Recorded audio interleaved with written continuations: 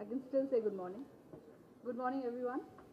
And thank you for staying back for the presentation. This will be a brief one. I have been told strictly to stick to my time. And I'm going to try and keep at least 5 to 6 minutes at the end of the presentation for questions, because that's what we like from the industry. We need to hear from you and understand what is required by the education community in India. I represent Adobe as the regional head for education solutions for North and East India, and I actively work with the central and state governments and with the policy makers in the education segment and MHRD.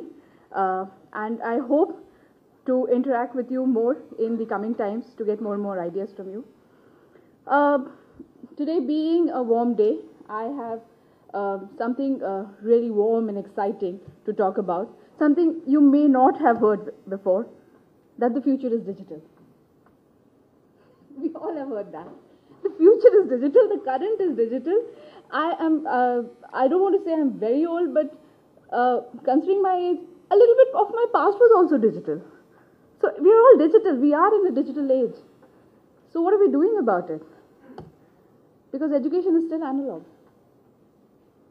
I don't want to rub any nerves here, I don't want to rub you guys the wrong way, but education is sadly still analog. We talk about ICT in classrooms. We talk about having a digital smart board, having laptops for every student, or we have e-learning through the digital mode. But have our attitude changed? Have we actually seen which ecology the student is living in? This was the ecology in somewhere around 1975 in probably the rest of the Western world, and somewhere around 1980s, early 1980s, we were not pretty lagging behind in our world, in the Indian context. Media was TV, newspaper, radio. Products were, of course, TV stations, news, advertising, and the way they reached us was again through TV, newspaper, radio. What is it now? This is what it is now, and this is where we have to deliver education. This is where we have to reach out to every student, every educator. And I don't say educators are not doing that. There are about 5% of the educator community who is trying to reach out to students through these various media. This is something which has been said by Julia Starsh of MacArthur Foundation. She says that we students today, whatever we see students doing today, which we think are fun activities, blogging, Orkuting, fun booking, Facebooking, MySpacing, chatting, ICQ, tweeting, is no more fun. This is where education has to reach. And this is where we need to see that are we enabling the ICT in our colleges to reach the students? Are we teaching the right things, the right tools to reach the students in this community? And are we preparing these students to step out into the world and interact with the rest of the world, or sell their product or develop product for this kind of a community? If we are not, we are seriously making a big mistake, because then these students are actually stepping out, going through a very expensive commercial training courses, relearning everything so that they are sellable products. They are employable. A little bit about Adobe. Adobe has been transforming digital experiences. That's what we've been doing right from the time we developed PostScript in 1982 to, this is, the graph says 2008, I should have updated till 2010, till now, and for years to come. We are a young company, and we understand how to interact digitally. We try and understand how to interact digitally, and we try and create better and better experience. And the good part is we create exact same experience which is used by the industry inside the education scenario. We all know this, and if you don't know, this is a great fact to know about. 98% of PCs in the world have flash on it, internet connected PCs. So I think most PCs are internet connected PCs. There will be hardly any PCs which are not connected to the internet. 92% of them have Acrobat Reader on it. And 80% of all video on the internet are flash videos. So what I'm trying to say is, don't teach your students just flash. What I'm trying to say is, there is a technology out there which is all pervasive, ubiquitous, and in each and every PC. Are our students prepared for it, and are we teaching in that technology?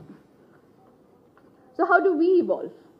How do we answer this face which looks at us and says, have you evolved, or are you still in that analog mode?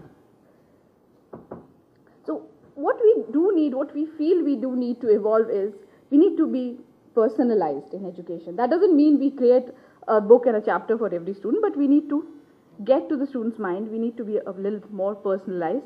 We can't just have, I don't want to name a professor, but we did have professors when I was studying physics in the year 1997, 95, 96. There was a professor who would come into the class, scribble something on the blackboard and go away, never even asking whether we actually understood. So is he going to the level of the student and personalizing himself? He could have done that, provided he had the right technology with him. Are we distributed? Are we just limited to the classroom, or are we blending classroom with online, with simulations, with scenario building? Are we collaborative? It's no more about, we all know, I don't have to say this, we all know teachers don't deliver anymore. Teachers don't just impart education. Teachers facilitate education. Are we collaborative? Are we taking back from students what we are giving back to giving them as classroom material? Are we taking value-added feedback from students and using that again? And of course, are we creative? What I'm going to stress on today is not all the four, but these two, being collaborative and being creative. So how do we create? To create, if somebody comes and tells you, okay, here, you have a new university, be creative in your university. The first challenge you will face is student access. Will student get access to that creative material? What are the campus priorities? Priorities are to teach and make employable students pass out of the campus. How well is the campus performing? Is there a budget optimization? Are you making sure that you're spending the minimum or the most optimized budget for whatever technology you're spending on? And are you taking care of what quality you're enrolling and recruiting? And this is where Adobe comes into picture. Adobe is no more about, I know half the audience here will be like, Adobe is Photoshop and Reader, Acrobat Reader, but that's not what Adobe does. Adobe takes care from the minimum skill level to the highest skill level. So right from each and every student passing out of the university who will go out as productivity workers and digital communicators, every one of us is a digital communicator. I'm talking to you in a digital communication mode. You email, you send presentation, you take back feedback through automated feedback forms. That's a digital communicator. So Adobe takes care of creating a digital communicator. Adobe takes care of e-learning and collaboration right inside your campus. We also take care of creating a future creative professional as well as a web development professional, a portal development professional. Going a little higher on the skill chart, we create future media professionals and video distribution professionals.